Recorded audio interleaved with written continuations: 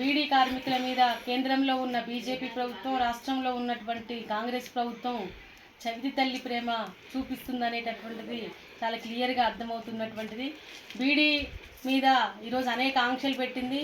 ఇప్పుడు బీడీ చట్టాల మార్పుతో లేబర్ కోడ్లు తీసుకొచ్చి ఈరోజు బీడీ వెల్ఫేర్ సెస్ యాక్ట్ని రద్దు చేసి అందేటటువంటి సంక్షేమ పథకాలు కూడా అందకుండా బీజేపీ ప్రభుత్వం చేస్తుంది.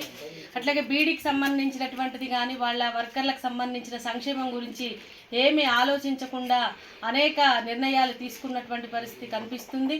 ఇక్కడ ఉండేటటువంటి కాంగ్రెస్ ప్రభుత్వం కేవలం ఎన్నికల్లో బీడీ కార్మికుల ఓట్ల కోసం, ఓట్లలో గెలుచుకోవడం కోసం బీడీ కార్మికులకి అందరికి కూడా 4016 రూపాయల జీవన భృతి ఇస్తాం, గత ప్రభుత్వం 2016 రూపాయలు ఇస్తే మీ 4016 రూపాయల జీవన భృతి ఇస్తామని చెప్పేసి వాగ్దానం చేసింది.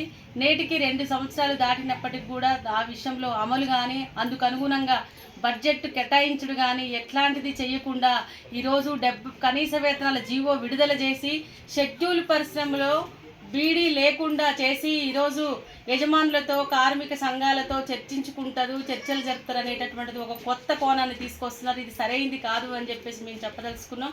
అట్లాగే బీడీ కార్మికులకి 4016 రూపాయలు ఇవ్వాలని చెప్పేసి, నెలకి 26 రోజులు పని కల్పించాలని చెప్పేసి ప్రధాన డిమాండ్తో రేపు జూన్ 29వ తారీఖున కలెక్టరేట్ల ముందు రాష్ట్ర వ్యాప్తంగా మేము ధర్నాలు చేయబోతున్నాం. అట్లాగే కేంద్ర ప్రభుత్వం కూడా రిటైర్మెంట్ పెన్షన్కి సంబంధించినటువంటిది కూడా ఏం లేకుండా 900, 500 రూపాయలు తీసుకునేటటువంటి పరిస్థితి ఉంది.